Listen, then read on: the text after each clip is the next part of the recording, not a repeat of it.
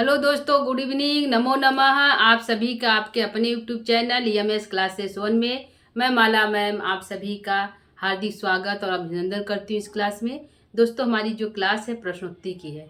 प्रश्नोत्तरी हमारी जो है किस टॉपिक पे है, तो उत्तर रामचरितम पे है, जो भवभूति की रचना है।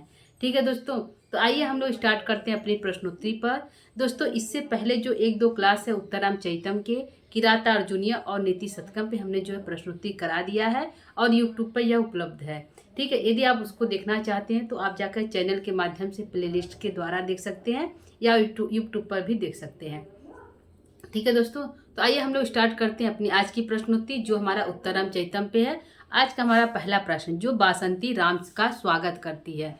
ठीक है, बासंती जो है इस जो है पहले पर ही प्रश्न में राम का स्वागत करती है, तो किससे करती है। ठीक है, तो वह जो है पुष्पई से करती है, दलतु तरवा पुष्पई से करती है, फलश्चयी फलों के माध्यम से करती है राम का स्वागत। क्योंकि राम जो है पहली बार जो है इस वन में जो है मतलब दूसरी बार आए हैं। पहली बार तो पहले आए, राम जो है स्वयं इस वन में आए हैं। ठीक है, पहली बार तो वनवास हुआ था, दशरथ ने वनवास दिया था तो आए थे, और इस बार जो दूसरी बार आए हैं राम ने स्वयं जो है इस वन में आए हैं। तो बासंती कहती है कि राम जो है पहली बार इस वन में आए हैं, तो राम का जो स्वागत है फूलों इत्यादि के माध्यम से कर रही है। ठीक है, तो हमारा जो पहला प्रश्न वो कह रहा है बासंती कर रही राम का स्वागत कर रही है। ठीक है, पहले ही प्रश्न में। ठीक है, ददतु तरवा पुष्पई अर्घई पुष्प फलश्चयी मधुश्च्युत। यहाँ कौन किसका स्वागत करना चाह रहा है, तो यहाँ जो है बासंती राम का स्वागत कर रही है। कौन कर रही है, बासंती राम का स्वागत कर रही है। ठीक, बासंती राम का स्वागत कर रही है। ठीक है, स्वागत कर रही है। ठीक है, तो यहाँ पे क्या है, ददतु तरवा पुष्पई अर्घई, वह करेगी हे वृक्षों फूल के माध्यम से अर्घ दो, यानी फूल रूपी जो ददतु तरवा, वृक्ष तरवा का अर्थ होता है वृक्ष, दतु में देना, पुष्पई अर्घई पुष्प के माध्यम से अर्घ दो, और फल इत्यादि जो रसदार फल है, रसई मधुच्युत जो मधु चुआने वाले, मधु माने जो शहद चुआने वाले, ऐसे फलश्चयी जो है राम को दो। मतलब कि फल जो प्रकृति है कि जो है, क्योंकि बासंती एक जो है वन देवी है, तो वनों के माध्यम से करी वो, क्योंकि वह स्वागत उसी के माध्यम से करेगी, तो वह करेगी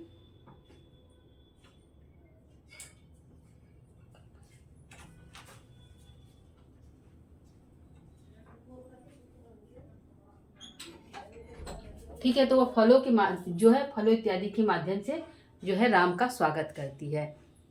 ठीक है, दूसरा प्रश्न है स्नपयति हृदयेशम हृदय निस्पंदंती ते, यहाँ हृदय पद से किसका बोध हो रहा है। ठीक है, किसका है, हृदयेशम पद से किसका बोध हो रहा है, तो यहाँ हृदयेशम पद से राम का बोध हो रहा है। यहाँ जो है स्नपयति हृदयेशम स्नेह निस्यंदिनी। ठीक है, तो यहाँ राम का बोध हो रहा है। किसका बोध हो रहा है, राम का बोध हो रहा है, स्नेह निस्यंदिनी। ठीक है, तो यहाँ हृदय पद से किसका बोध है, राम का बोध हो रहा है। यह जो है कथन जो है सुक्ति है, यह सुक्ति के रूप में पूछ सकता है कि यह सुक्ति किस ग्रंथ से लिया गया है, तो उत्तर रामचरितम से लिया गया है। किस कवि ने कहा है, तो भवभूति ने कहा है। और किस पात्र के द्वारा कहा गया, तो तमसा के द्वारा कहा गया है सीता के लिए। ठीक है, यहाँ तीसरा प्रश्न, शकुनी पद का क्या अर्थ है, क्योंकि शब्दार्थ भी पूछता है दोस्तों। तो यहाँ एक शब्द है शकुनी, तो शकुनी पद से हमारा क्या बोध हो रहा है, क्या अर्थ निकल रहा है, तो शकुनी का अर्थ होता है पंछी। क्या होता है, पंछी अर्थ होता है शकुनी का। ठीक है, तो पूछ सकता है दोस्तों शकुनी शब्द का क्या अर्थ है, तो पंछी है। ठीक है, चौथा प्रश्न है सीता के परित्याग रूपी वनवास को कितने दिन बीत गए। ठीक है, जब राम ने सीता को घर से निकाल दिया, उनको जब गर्भवती थी तो उनको जो है राम ने उन पर आक्षेप लगाकर उनको जो है घर से निकाल दिया, तो कितने दिन बीत गए सीता को राम से दूर। ठीक है, तो 12 वर्ष बीत गए। कितने दिन बीत गए दोस्तों, 12 वर्ष उनको बीत गए हैं, क्योंकि इसमें जो है लव और कुश का 12वां वर्षगांठ है। ठीक है, यहाँ पे जो है वो जो है भागीरथी वह कहती है कि लव और कुश का 12वां वर्षगांठ है। भवभूति जो है ग्रंथ उत्तर रामचरितम में कहते हैं 12वां वर्षगांठ है, और उसका वर्षगांठ मनाने के लिए सीता जो है पृथ्वी लोक मतलब धरातल रसातल से ऊपर पृथ्वी लोक पर आई थी, जो है अपने ससुर पुराण ससुर सूर्य को अर्घ्य देने के लिए भागीरथी लेकर आती हैं। तो उससे पता चलता है कि जो है सीता का 12 वर्ष बीत गया था। ठीक है, वनवास में राम से दूर रहते हुए कितने वर्ष बीता दोस्तों, 12 वर्ष बीत गया था। ठीक है, तो प्रश्न हमारा यही है, सीता के परित्याग रूपी वनवास को कितने दिन बीत गए थे? तो 12 वर्ष बीत गए थे। ठीक है, चौथा प्रश्न देखते हैं। चौथा प्रश्न है, उपलब्ध पद का क्या अर्थ है? जो उपलब्ध पद है उसका क्या अर्थ है? तो उलहना देना, शिकायत करना। ठीक है, यह इसका अर्थ होता है। उपलब्ध पद का अर्थ होता है उलहना देना या शिकायत करना। क्या अर्थ है? उलहना देना, उलाहना देना। ठीक है, उलाहना देना। ठीक है, दूसरा भी अर्थ होता है शिकायत करना, शिकायत करना, या फिर ताना मारना भी हो सकता है, ताना मारना, कहना या मारना। ठीक है, तो इतने अर्थ हो सकते हैं उपलब्ध का। ठीक है, अगला प्रश्न है, छठवां है, कुरंग पद का क्या अर्थ? जो कुरंग शब्द है किसके लिए है दोस्तों? जैसे कि हमारा शकुनी पद का अर्थ पंछी होता है, तो कुरंग पद किसके लिए है? तो कुरंग पद दोस्तों हमारा मृग के लिए है। किसके लिए है? मृग के लिए है। मृग को कुरंग कहा गया है। क्या है? मृग के लिए है कुरंग पद। ठीक है, मृग के लिए है। अगला प्रश्न है, उत्तर रामचरित्र का प्रधान रस क्या है? जो उत्तर रामचरित्र का प्रधान रस क्या है? तो करूर रस है। कौन सा रस है दोस्तों? करूर रस है। करूर रस है। ठीक है, कौन सा रस है? करूर रस है। उत्तर रामचरितम करूर रस है। भभूति ने जो है अपनी रचनाओं में करूर रस का प्रयोग किया है, तो उनकी पूरी जो उत्तर रामचरितम है वो करूर रस में है।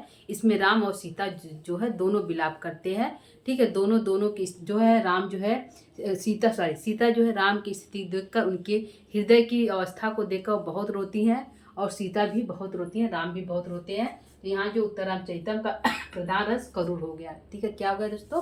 करूर हो गया। अगला प्रश्न है, भभूते शिखरड़ी निर्गलत तरंगिणी, यह कथन किसका है? ठीक है, तो भभूते शिखरड़ी निर्गलत तरंगिणी, यह कथन किसका है? यह कथन भभूति के लिए किसने कहा? ठीक है, तो क्षेमेंद्र ने कहा। किसने कहा दोस्तों? क्षेमेंद्र ने कहा यह कथन भभूति के लिए। ठीक है, किसने कहा दोस्तों? क्षेमेंद्र ने। ठीक है, यह प्रश्न इंपॉर्टेंट दोस्तों पूछा गया है कि भभूते शिखरड़ी निर्गत तरंगिणी यह कहाँ पे आया है? तो भभूति जो उत्तरामचरितम में आया है। और किसके लिए कहा गया है? तो भभूति के लिए कहा गया। ठीक है, क्षेमेंद्र ने भभूति के लिए यह शब्द प्रयोग किया है कि जो उनकी जो है भभूति शिखरड़ी छंद के लिए प्रसिद्ध है। किसके लिए? शिखरड़ी छंद के लिए भभूति प्रसिद्ध है। तो जो है निर्गत तरंगिणी कहा। ठीक है, भभूति को उन्होंने कहा कि उनकी जो छंद है निर्गत तरंगिणी है। ठीक है, जो है लगातार लहरों, जिस तरह निरंतर तरंगी जो नदी में लहरें जिस प्रकार उठती है, उसी प्रकार उनकी जो है शिखरड़ी छंद में उसी प्रकार की विशेषताएं पाई जाती हैं। ठीक है, अगला प्रश्न है, सीता का ज्येष्ठ पुत्र है।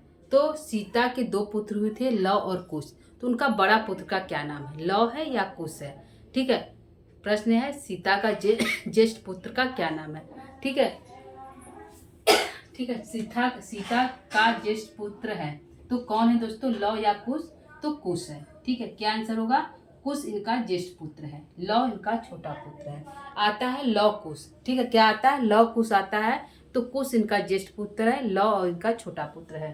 ठीक है, अगला प्रश्न है, उत्तर रामचरितम में राम की बहन के रूप में उल्लेख है। राम की बहन के रूप में किसका उल्लेख है? राम की बहन कौन है? उत्तर रामचरितम में राम की एक बहन भी है। ठीक है, उनके जीजा भी हैं।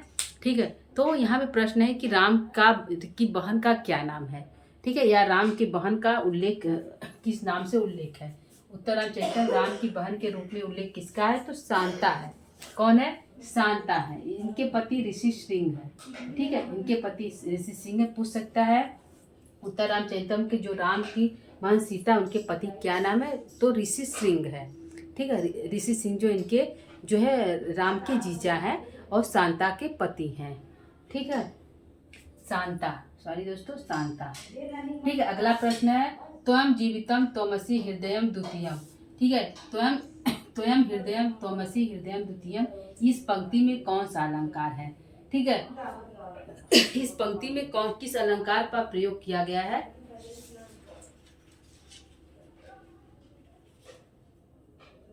ठीक है दोस्तों, तो यहाँ पे जो है यह कथन किसने कहा? त्वम जीवितम त्वमसि हृदयम द्वितीयम, यह जो है बासंती कहती है कि आपने कभी कहा था कि तुम मेरी जीवन हो, तुम मेरी तुम मेरी दूसरी हृदय हो। यह जो बासंती राम से कहती, कभी आपने सीता के लिए कहा था कि त्वमसि जीवितम त्वमसि हृदयम, तुम मेरी दूसरी हृदय हृदय हो। तो इसमें पूछा है कि इस पंक्ति में अलंकार क्या है। ठीक है, इस पंक्ति में कौन सा अलंकार है दोस्तों, तो रूपक अलंकार है। कौन सा अलंकार है, रूपक अलंकार इस पंक्ति में है। तो यह पंक्ति भी देकर पूछ सकता है, त्वम जीवितम त्वमसि हृदयम द्वितीयम, यह कथन किसने कहा है। ठीक है, किस पात्र द्वारा कहा गया है, तो बासंती द्वारा कहा गया है। किससे कहा गया है, राम से कहा गया है। ठीक है, किससे कहा गया है दोस्तों, राम से कहा गया है।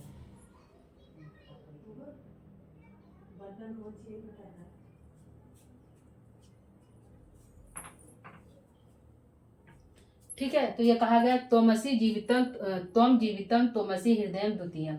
यह जो है सॉरी बासंती ने राम से कहा है कि आपने कभी ऐसा कहा था सीता के लिए कि तुम मेरी जीवन हो, तुम ही मेरी दूसरी हृदय हो।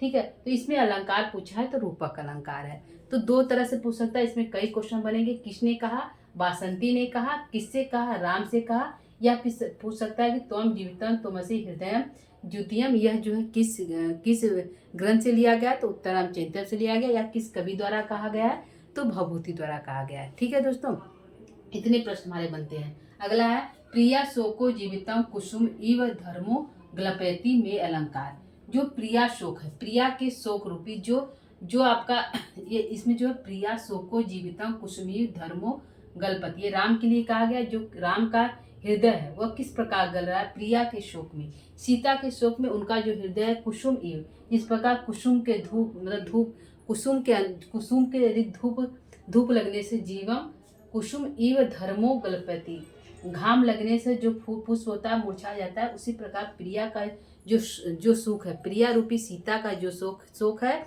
वह जो है राम के हृदय को गलपति माने गला दे रहा है। तो इसमें पूछा है कि में अलंकार कौन सा अलंकार है। ठीक है, इसमें पूछा है में अलंकार कौन सा अलंकार है दोस्तों, तो जो है इसमें अलंकार हमारा है उपमा अलंकार है। ठीक है, प्रिया शोको जीवितम कुसुम ईव आया है दोस्तों।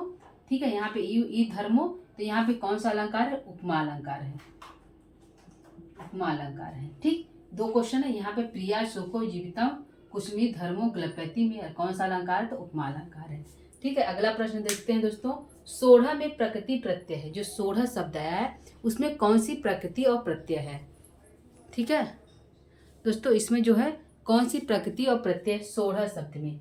ठीक है, सह जो है स धातु है और केत प्रत्यय है। ठीक है, सोढ़ में क्या है, सह धातु है, सोढ़ शब्द आया, स धातु है और केत प्रत्यय है।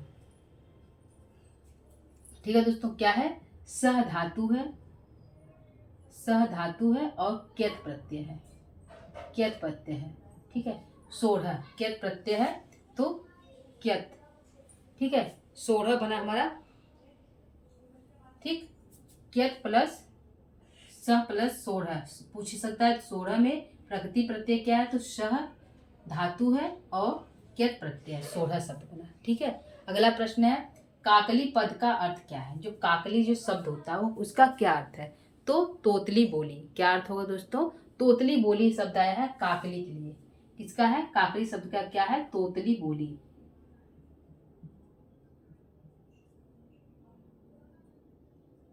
तोतली बोली।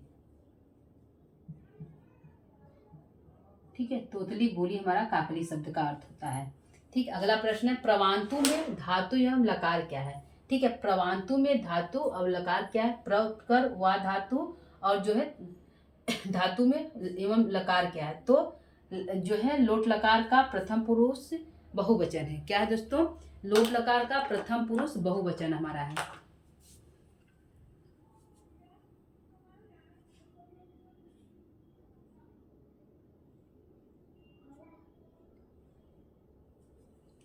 ठीक है, प्रउपसर्ग है, क्या है, प्रउपसर्ग,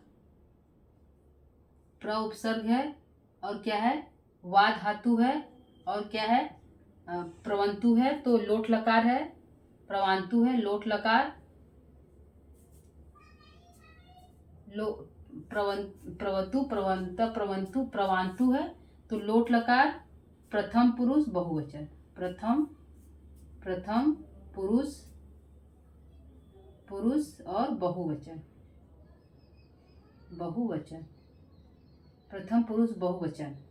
ठीक है, प्रवांतु में धातु में लगा क्या है, प्र उपसर्ग वा धातु लोट लकार, प्रथम पुरुष बहुवचन का है।